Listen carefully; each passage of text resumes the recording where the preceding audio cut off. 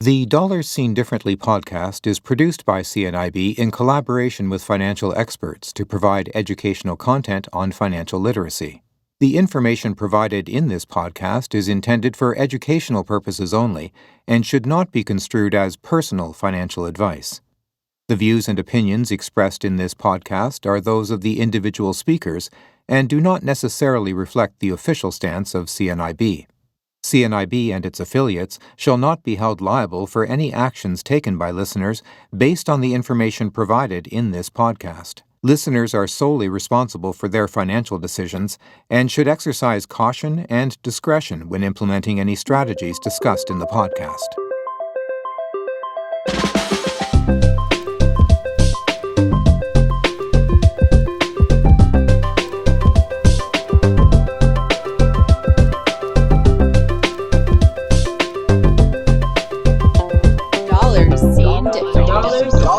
Dollars seen differently.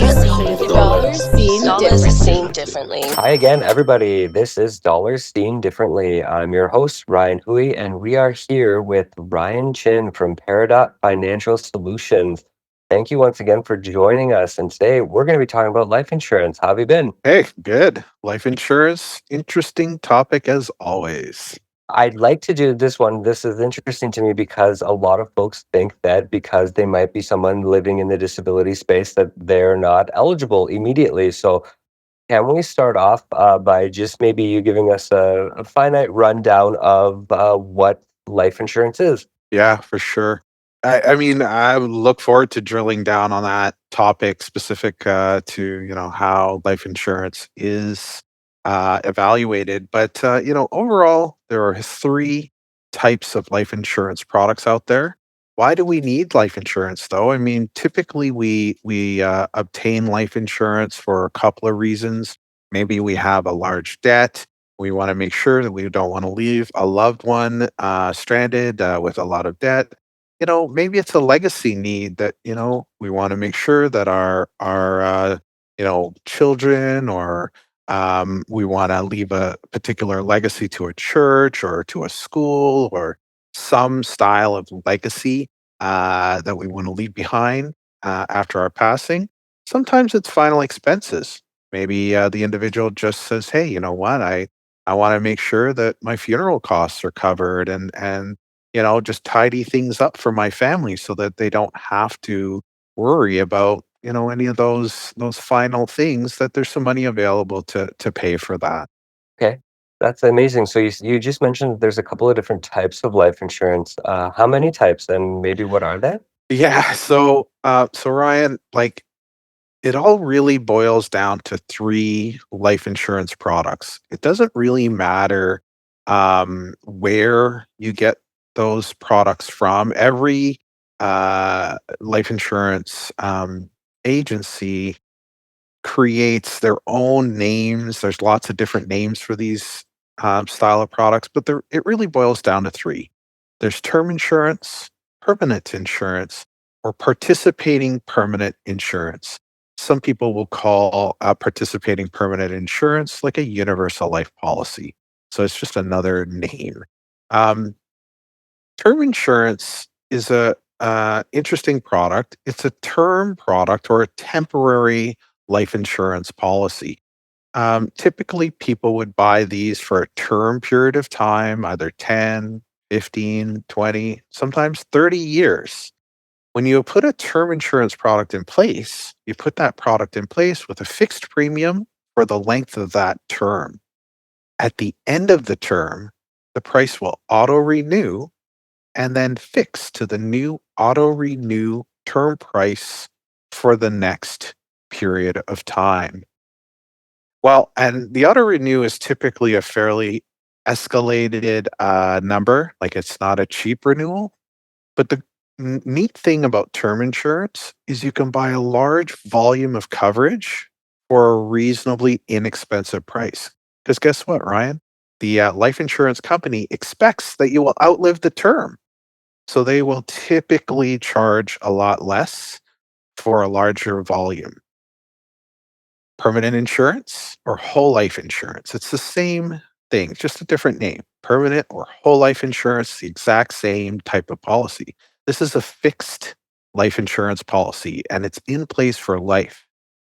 There's a contractual obligation for the life insurance company to pay out the death benefit at some point in time, whether that be tomorrow or when you're 150 years old, it doesn't matter. They will pay that policy provided that you keep paying your premiums.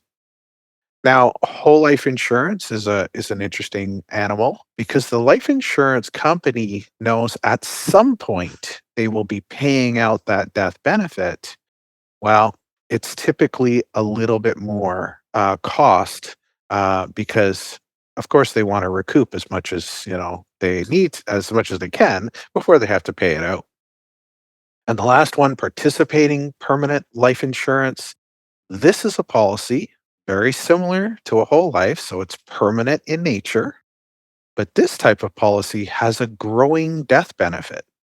So you can buy a smaller policy to start with, and over time, the life insurance policy will participate in the preferred shared distribution from the life insurance company, paying into the death benefit, growing it over time. So the longer that that policy is in place, the longer that it has to share in that preferred share dividend payout in the death benefit, the larger the death benefit will grow. It's a really cool product, very interesting.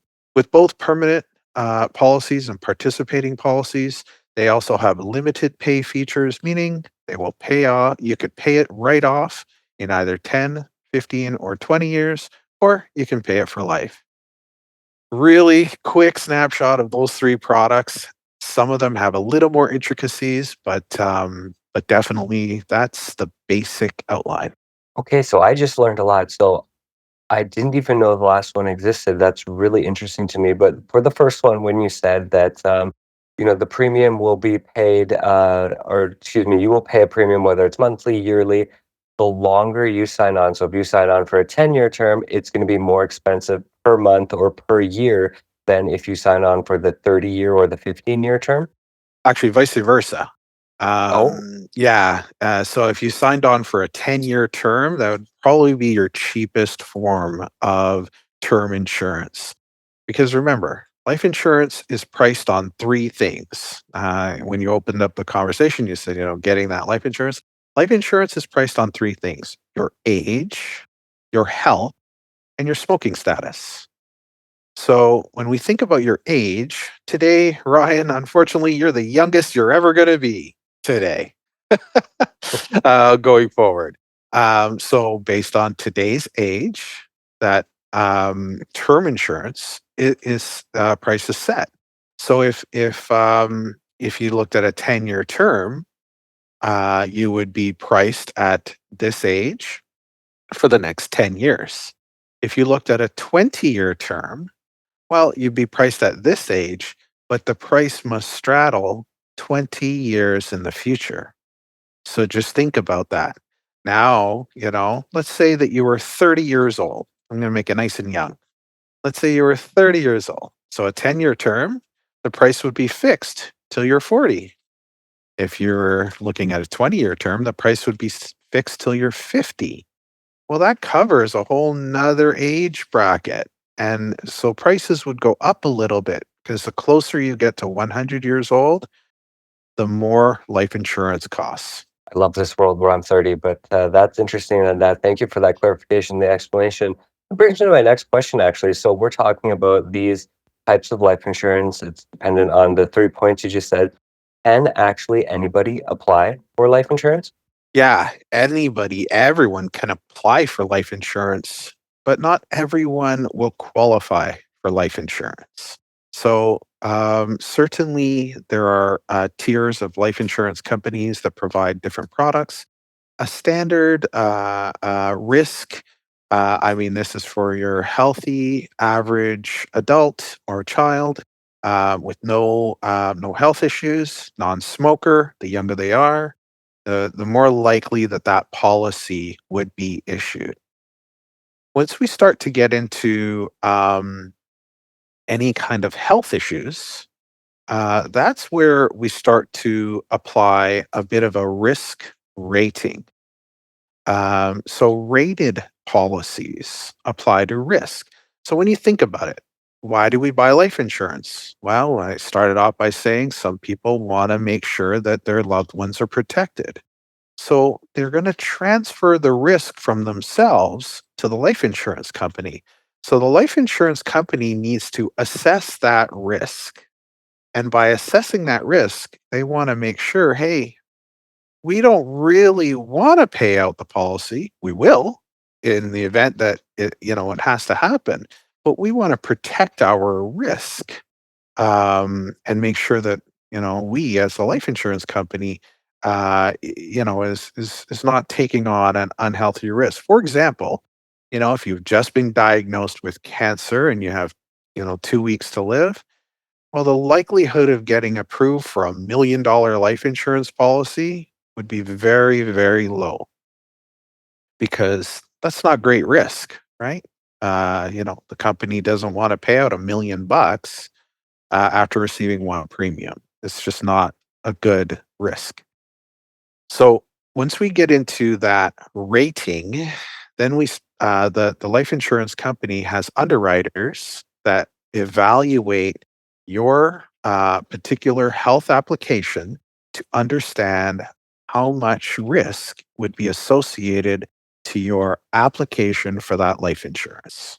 So that would be for someone like me. So I'll air it out right now. And I'm obviously someone who lives with a disability. I have blindness, but I also have type 1 diabetes. And I've had that for 30 plus years. So I would be on that rating system and they would go in there and look at the risk and all of those things with the fickle chronic illness, excuse me, that I have and things like that. Okay.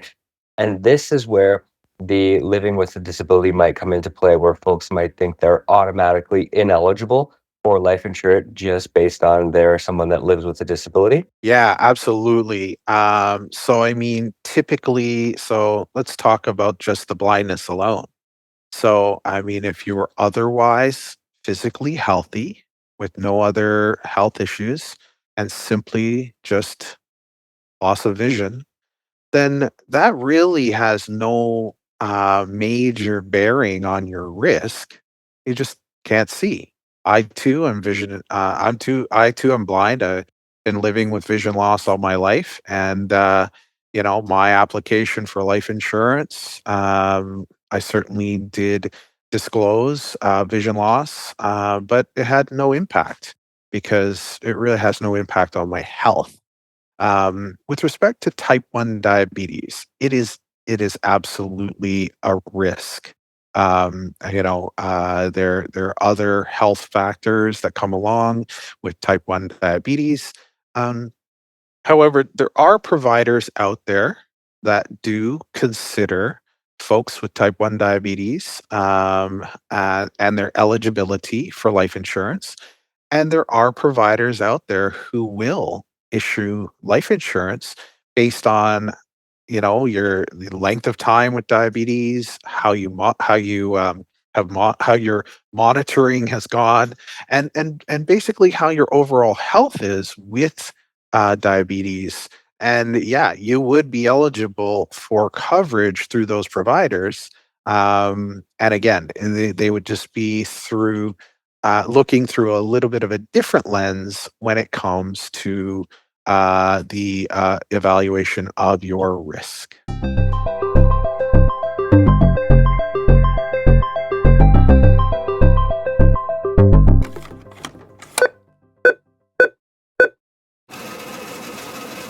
Dollars seen differently. Okay, so what I'm getting the sense of here is that it's not always a straightforward black and white process with this. There's a lot of, we'll call it gray areas, because everybody is so different, even though it might be two different people living with the same type 1 diabetes, it affects them differently, so on and so forth. So can we get into that application process a bit? Like, what would someone need to apply for life insurance, or what sort of information or doctor's forms or anything like that? And I understand it might be different place to place that's providing the insurance, but generally speaking, what might someone need?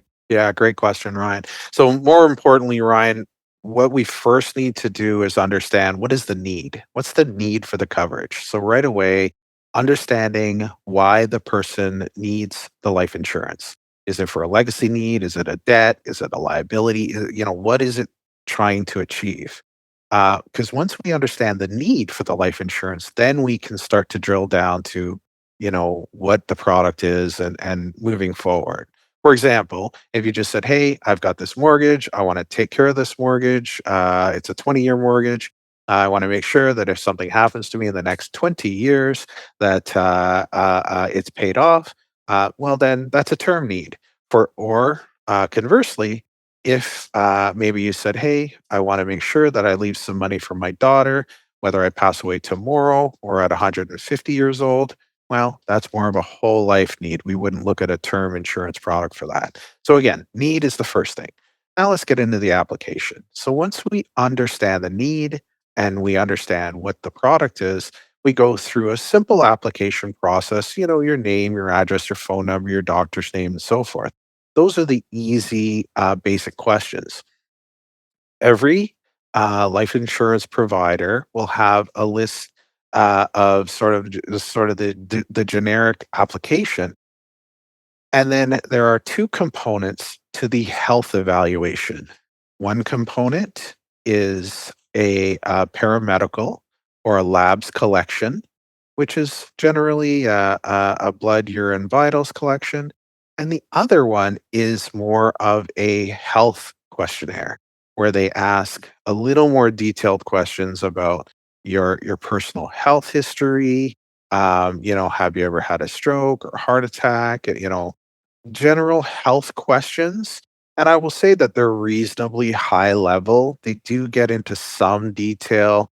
Um, if you do answer yes to any of the questions that they ask, well, they're going to ask a little more specifics around that particular health situation. For example, if you were to answer yes, I have type 1 diabetes, they're going to ask you questions like, how long have you had it?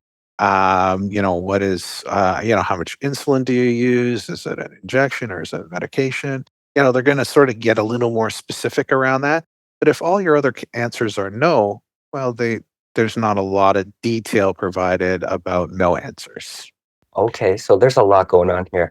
Now, I know there's a big thing, and there was a big part of the application form that asked about family history when I completed mine. We'll say years ago, because I can't even remember when I did it. But how does family history play a role in this application process?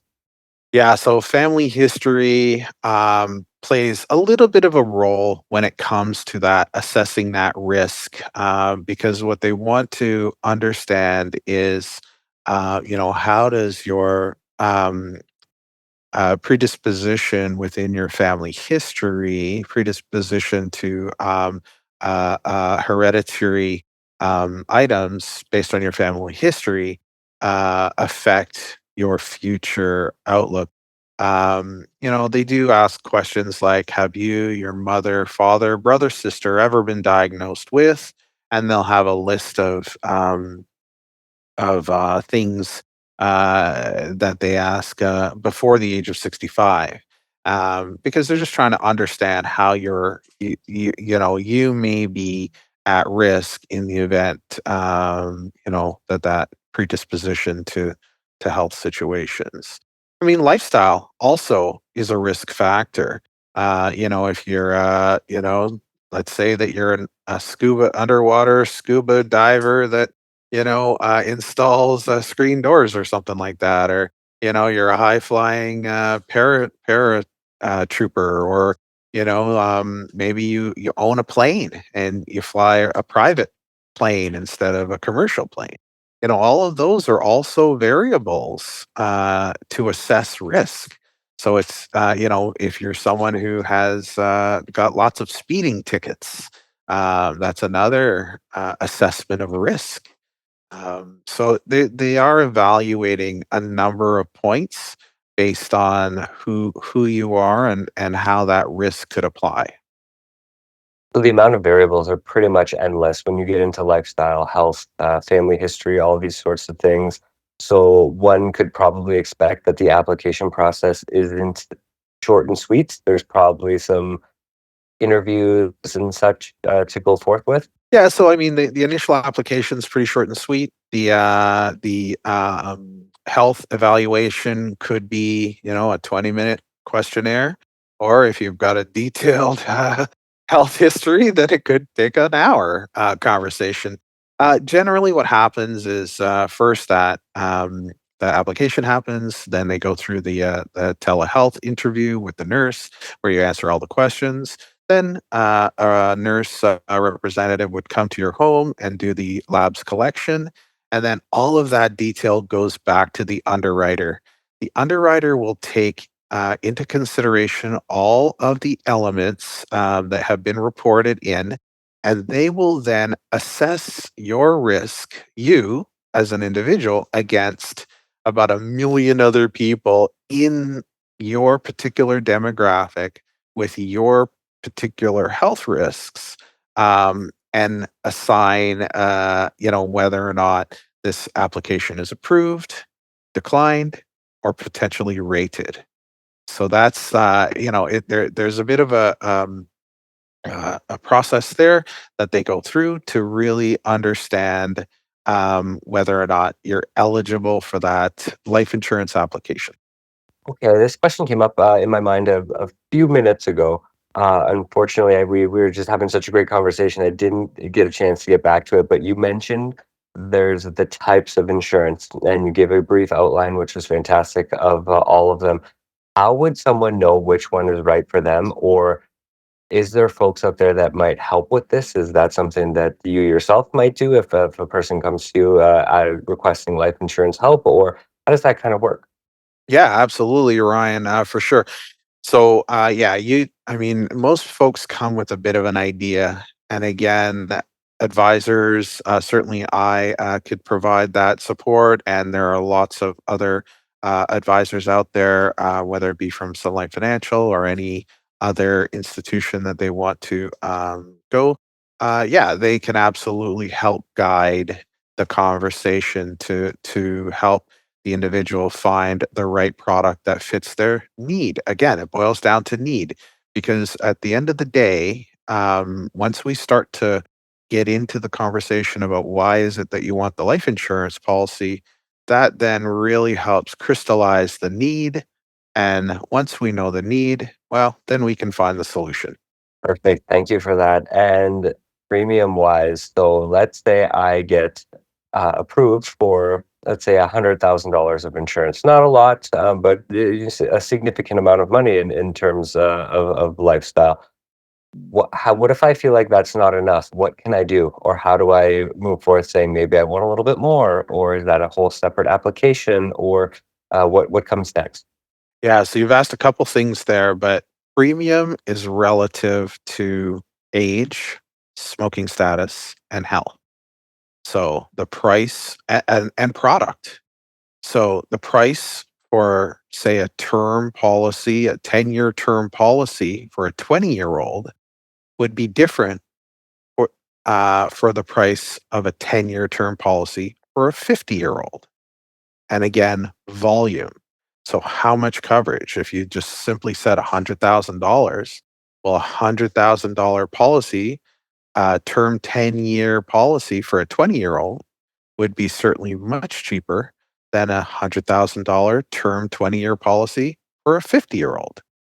Again, age, smoking status, and health. And for a not, sorry, for a smoker, the premiums do go up substantially because that risk is also enhanced. I mean, I don't want to get too deep into the weeds around premium because those quotes must be run on that individual based on their particular circumstance. And then based on this too, could you have multiple coverages in place? Yeah, absolutely. It's always advisable to layer your policies because you have different needs that you want to achieve. For example, if you said, "Hey, I want to make sure that my mortgage is covered, and I want to leave a legacy gift to my child, and I want to make sure that I leave a legacy gift to the church." I mean, those are three different needs, and it could involve two or three different policies. Okay, so final question here for you. This has been great. In your personal opinion, and this has nothing to do with Sunlife, CNIB, the podcast, or anything, is life insurance worth it? I'm a believer in life insurance. I think that it has a time and its place. I think there comes, we all need to understand what is it that we're trying to achieve, and in the event that we want to transfer that risk, then life insurance has a place. Once we get later in age, we're getting into our 70s or 80s, and we're wanting to consider a life insurance policy. It may, price may outweigh its value because, as I mentioned, life insurance gets more pricey as we get a little older. So then we really have to understand what is that need and what are we trying to achieve. So really, it has to do with where you are in life, what is it that you're trying to achieve, what are those needs, and how will the product add value, or will it just add a problem? Ryan, if people wanted to reach you for questions about any of the products that you can provide to them or any of the information, where can people find you? Yeah, thanks, Ryan. Anyone can reach out to my office directly. They can use my email at ryan ryan.chin@sunlife.com. Or you can just Google my name at Ryan Bradley Chin. So RyanBradleyGhChin. Thank you so much for everything today. That was Ryan Chin from Peridot Financial Solutions, and he's joining us on the Dollars Seen Differently podcast, where we were talking about life insurance. Should you get it? How much should you get? And what are the do's and don'ts with it? So thank you so much, Ryan. We appreciate the time and love having you on. Dollars seen differently. This is Dollars Seen Differently, and we're cashing out. Ryan Hui is our host. A very special thanks to all of our guests. This episode was produced by the CNIB Financial Literacy Working Group. David Stinson is our associate producer, with production assistance from Sean Roman and Blair Stainton. It was edited by Sean Roman and engineered by the team at CNIB Beyond Print Studios. Sean Roman provided our theme music for CNIB Beyond Print, used under Creative Commons Fair Use License 4.0. Special thanks to the CNIB National Youth Council and CNIB's IDEA team. For more information about the CNIB, please visit us at www.cnib.ca.